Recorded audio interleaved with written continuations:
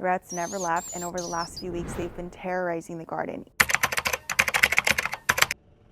eating all of my veggies. I come out here every morning to something else being bitten into. Ripening fruit completely gone. I used to use organza bags to try and protect my fruit, and quickly found out that their teeth are way stronger than that. I now interrupt our regular programming to tell you some crazy facts about rats, because some of you may not be as scared as I am, or maybe some of you guys are wondering, why is she so dramatic? Why is she so scared of them? Why does she want them out of the yard? This is why. not to scare you, but Rather to terrify you. 2 rats can have upwards of 6,000 babies in their lifetime. 2 rats is all it takes to start an infestation. I've been gardening since August of 2020. For the first year, there was absolutely 0 pests in the garden. No rats, no mice, no rodents, whatever you want to call them, 0.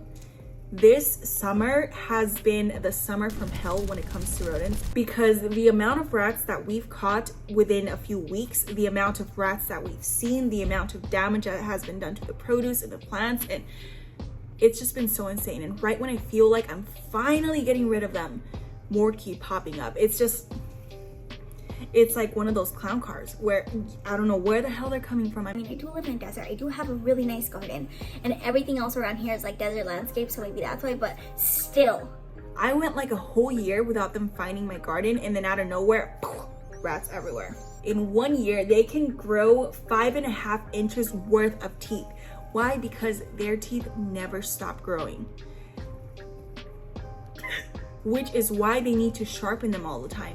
And how do they need to sharpen their teeth? Oh, well, biting through stuff, gnawing through everything, and their teeth are razor sharp. Okay, so this leads me to, Remember when I wanted to feed the birds because I was like, oh, the birds are so cute. I feel so bad for them. and a lot of people were saying, Because if you feed the birds, you're gonna attract more rats. well, I hate to admit it, they were right. But don't say I told you so, okay? Because I already know and I've already been through enough and I don't want to hear it. But yes, they were right. How do I know they were right? Well, because the rats that you guys are seeing on the porch were actually gnawing through the bag of the bird feed. So literally days after I started feeding birds, I completely stopped. One morning I wake up at 4 a.m. to film these videos, right? I woke up, I opened up the window, and I didn't have my glasses on. Without my glasses, my prescription is like a -650, so I'm extremely blind, but I can see shapes. They're just very blurry shapes. I looked at the feeder right outside my window, which is made out of a log, and I promise you guys, I saw like a figure perched on it, like a lump, and it looked like a rat shape, a very fuzzy, blurry rat shape. And immediately I was like, no. I'm still dreaming, or I'm not seeing things right because I need my glasses. I ran back to the bed, put on my glasses, went back, 0 figure on there. And it wasn't a bird, because I could make out the shapes of the birds, and that wasn't a bird. When the sun had finally started fully coming up and I went out there, I looked inside of that feeder and I saw rat droppings. And that's how I stopped feeding the birds. Back to their sharp teeth. They are so sharp that they can gnaw on and chew through wood, bricks, cement, and bones of animals. My teeth can barely chew through an apple, and that's 100% true, because one time a rat was caught in one of the traps, and this happened sometime in the early morning. My husband went to work, so I had to wait for him to get out so he could go throw it away. When he finally got around to throwing it away later that evening, the rat was still there, but all of his insides were not. And this was in that area next to the banana plants where you guys saw the rats running out from where Aaron was. So they went in and ate it. Its buddies ate it. I'm feeling kind of queasy right now. Last but not least, they carry a ton of diseases. So you don't want their poop in your food. You don't want their urine in your food. You don't want them in your food, which is why I need them out of the garden. And while all of that is enough to give me nightmares for about 5 to 10 years, the most terrifying part of it for me is that they are incredibly smart. And some sites claim that they are often ranked in the company of dolphins and chimpanzees. This is why they keep outsmarting all of my traps. I mean, according to this site, they can solve puzzles, they can memorize routes, however you say it. and that's why they can also find their way back into their shelter even if it's been blocked off, because they'll figure it out. And if that doesn't terrify you, I don't know what will. And if you do want rats in your yard, well, this is a no judgment zone, but I am like 1,002% judging you right now. And the more I do research on rats, the more terrified I am of the damage they can cause, not only to a garden, but to a home as well. And right now we don't have any rat or rodent issue in the house, but I don't want to increase the possibility of something happening by not taking care of the issue here in the garden. So today I'm gonna do something really painful that I honestly don't want to do, but I think I have to do if I want to be able to actually enjoy the garden again. And that's gonna be to get rid of any possible hiding spot. Okay, wait, before I keep going though, look at that. One of my red Malaysian guavas that was finally starting to ripen, bitten into. That is the type of stuff I find every single day. And you guys can see down there, I have several traps set up. Some of them have gone off, but they don't manage to catch them. Rarely, if ever. And I think as long as they have a home, they're not gonna go away. So today I'm removing every single one of the planters up against the wall. That means this one has to go. My passion fruit will be moved to another portion of the yard. That's very painful for me because I love the way this looks, but at the same time, I feel like, do I want to keep a pretty plant or do I want to keep the integrity of my house? So this entire wall is gonna be bare again. The only thing staying are the trees, and the reason the trees are staying is because the containers are round, like this one right here, so there's not a lot of hiding space behind them and I can always pull them forward. But when it comes to these planters, look at all that space, and it's so hard to clean behind them that it creates a perfect environment for them to multiply, and they multiply quick.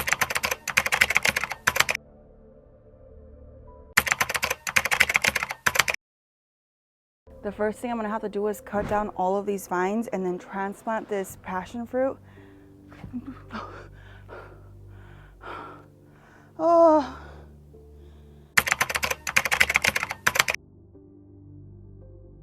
Transplant that passion fruit over to a different portion of the yard. Oh my God. So first I'm gonna chop down all of these vines because,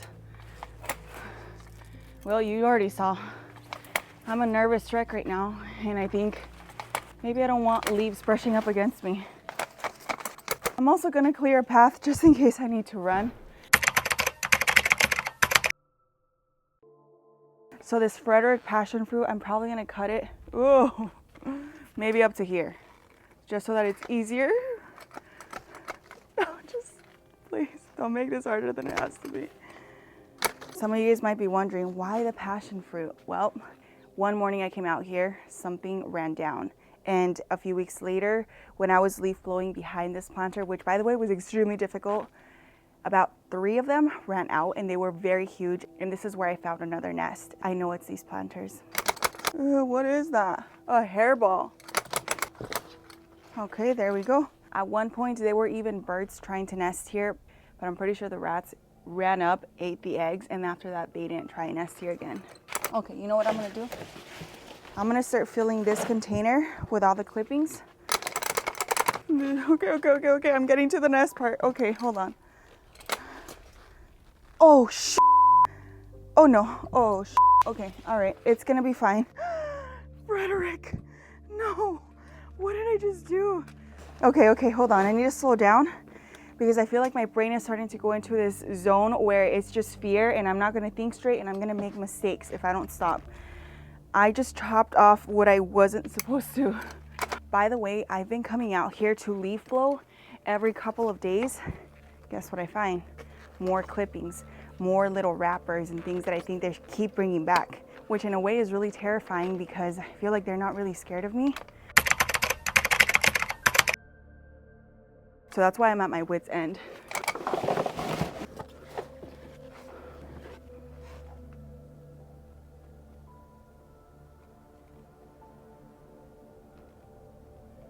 I hear a little bit of rustling, but I hope it's not anything other than the wind. Oh, one of Frederick's roots. Excellent. Many of Frederick's roots. I keep hearing a rustling on the other side of the yard. Okay. And then there's plants like this one. My strawberry.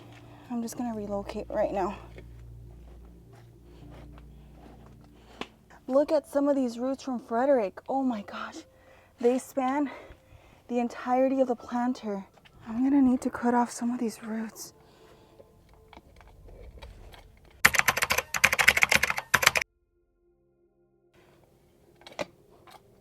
I think this is good enough for this container because I need to leave a few inches for mold. So I'm gonna take it over to the other side of the yard. Oh, there's bugs! Okay, hold on. Someone please let me know, why do I garden again? Oh, it's so relaxing. Yeah, relaxing my ass.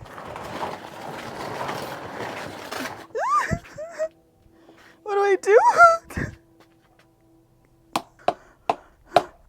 I don't know what I'm doing.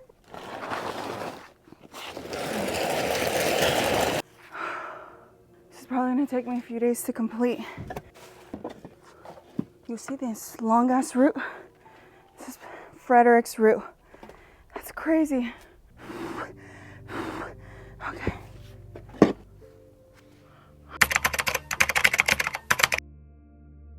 Okay, I think this one's full enough.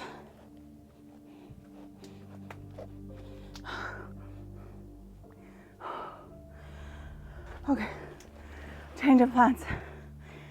The containers are becoming too heavy to drag back and forth. So I'm gonna use my tarp instead. I'm gonna toss all the soil on top of it and then I'm gonna drag this over to the garden.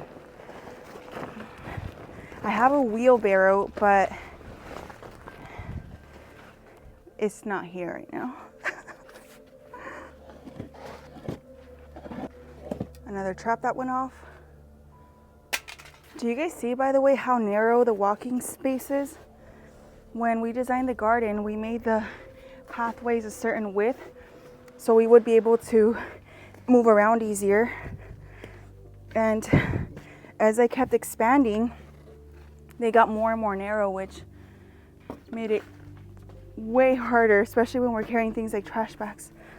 Federico, you're going to a new home today. Look at those roots. Mayhaps I feel this a little too much. Oh.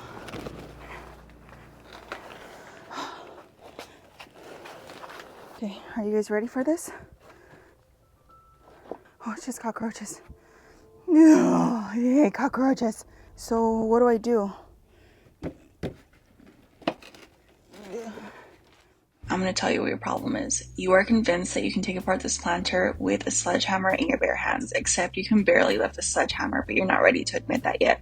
So instead, you're going to use 99% of your energy trying to take apart this planter with a sledgehammer in your bare hands until you finally come to your senses, or you're close to passing out, and you're going to go grab the 3-foot long corded drill and the 50-foot extension cord that you can never find for some reason. And whenever you do find it, it's tangled up, except by the time you find it, you've lost all patience, so you can never fully untangle it. So instead of being 50-foot long, it's now 25-foot long. And then you realize that you should have just bought the 100-foot long extension cord, except you didn't because you wanted to save money, which is the exact same thing that you did with the drill. You bought the corded drill because you wanted to save money.